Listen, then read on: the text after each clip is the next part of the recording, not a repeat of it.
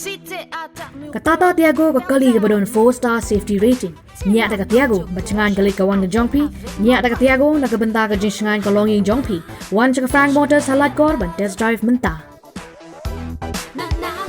The all-new Tiago. It's seriously fun.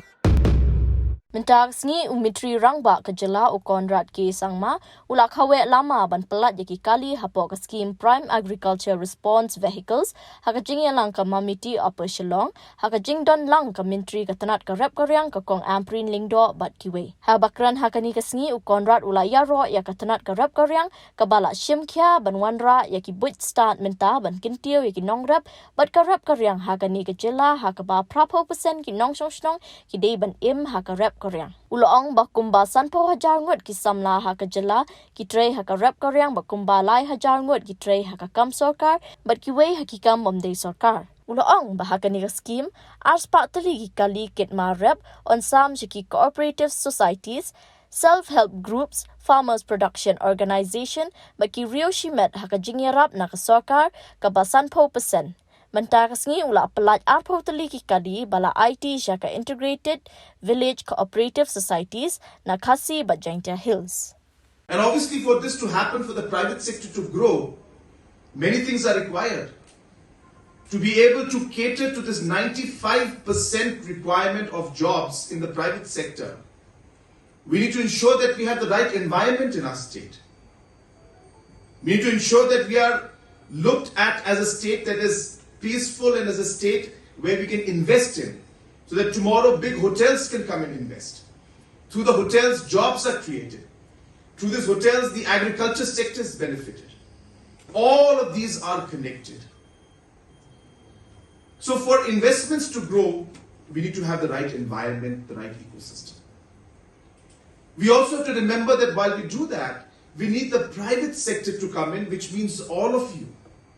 We need the entrepreneurs, we need the IVCS groups, we need the members, secretary, presidents.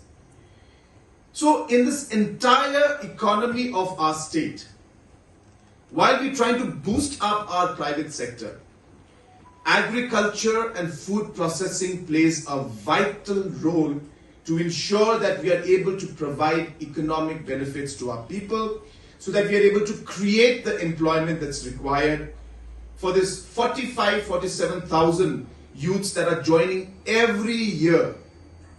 Every year. So while yes, we may talk about government jobs, but let me tell you, there are only 1%. So that we are able to get advantage of the entire ecosystem. Where is it that the farmers are having problem? What is it that they need? How do we fill those gaps? It requires the master plan to be in front of us. We cannot do just distribution of vehicles because tomorrow election is coming, or just because some people come and ask us for vehicles, we just give the vehicles. No, it's not. We created the IVCS because we knew that unless we have an organized institutional framework where the farmers are then connected to a system, no matter what benefit we give, ultimately it may not go down to the grassroots. So you need the wiring or the piping to take place. Once the piping takes place, whatever you pour in the tank reaches to the public. And hence the IVCS program, hence the self-help group program.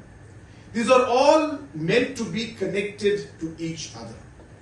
And hence what I'm trying to tell you, that as a government, we have a big plan. We are not here just to, as I said, distribute vehicles or distribute tourism vehicles tomorrow. This is part of the bigger plan, is what I'm trying to tell you. So hence, today we have distributed just 20 vehicles out of the 200 in the first phase. I'm happy to inform you that we have agreed to give another 200 vehicles in the next phase. That means 400 vehicles is what we'll distribute. And not only that, my target is that in the next 5 years, we should have minimum of 1,000 vehicles in this agri-response system. And only then will we see a strong fleet of vehicles at the availability of the farmers to be able to utilize it and not be manipulated by large buyers who will then, not allow the transportation to take place. You're not able to take a product to the market. and you are forced to sell your product at a cheaper rate. No. The farmer must be in control of the situation. You must be able to decide whether you want to sell the product or not. Just because you don't have a vehicle to take your product, or vehicle to bring back your product, or just because you don't have the cold storage to store the product for 1 night, 2 nights, 3 nights. If you are at the mercy of the buyer and the middleman, then that is exactly where the problem lies. And that is what we want to solve. And I'm not saying we'll do it in 1 day, 2 days, 3 days, or 1 year. It is a process. It will take time. But the work has begun. And we have seen that and heard from so many of our friends who have spoken on how there has been a transformation and how the overall farming sector has started to change. The farmers are slowly starting to get the benefit, and slowly and steadily we are seeing many areas and many sectors within the farming sector grow, and farmers getting a large amount of benefit. Another important aspect of agriculture and farming is also to remember that the agriculture sector creates a large amount of employment for us. Just to give you a few numbers, Meghalaya, according to its demographic, almost every year there are close to 50,000 youth that join the workforce every year, based on our birth rate. Sometimes it's higher, sometimes it's lower, but on an average, 50,000 new boys and girls are joining the workforce every year. If you look at this workforce, there are only 2 areas which they can go. One is the private sector, and one is government. Create the employment that's required for this 47,000 youths that are joining every year. Every year. So while yes, we may talk about government jobs, but let me tell you, they are only 1% or 2% of the entire availability of work in the entire market. Hence, they will not be able to resolve the problems that we have. And that's why in the last 5 years as a government, we have realized and started focusing on agriculture, food processing, tourism in a very big manner. We have started focusing on service sector. For the first time, Meghalaya has international BPO processes and call centers running from Shillong. We have companies from US, from UK, from other parts of Europe running their processes right here in Shillong, where more than 3,000 of our youths are employed in the service sector. And this government intends to have another 5,000 seats available by April. Construction is going on right now as we speak. And I'm hoping that in the next 5 years, we should be able to expand our IT sector to more than 20,000 seats and be able to provide roughly 50,000 jobs in the IT sector.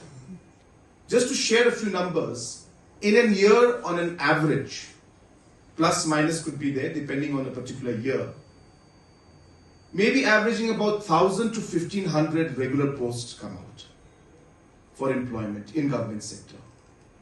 Sometimes 500, sometimes 1,000, sometimes 1,500.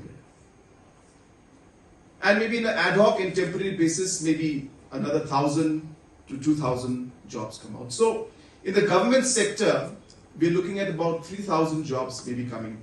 And out of that, regular posts are not more than 1,000 on an average every year. So the 50,000 people, the youth that are coming in, about 47,000 of them, that means 95%, are going to get employed in the private sector. And when the private sector employment I'm talking about, it comes in, then we have to look at agriculture, food processing, tourism and service sector as the key area for it to develop. If you don't do that, we will not be able to provide the necessary employment and job opportunities to our young generation.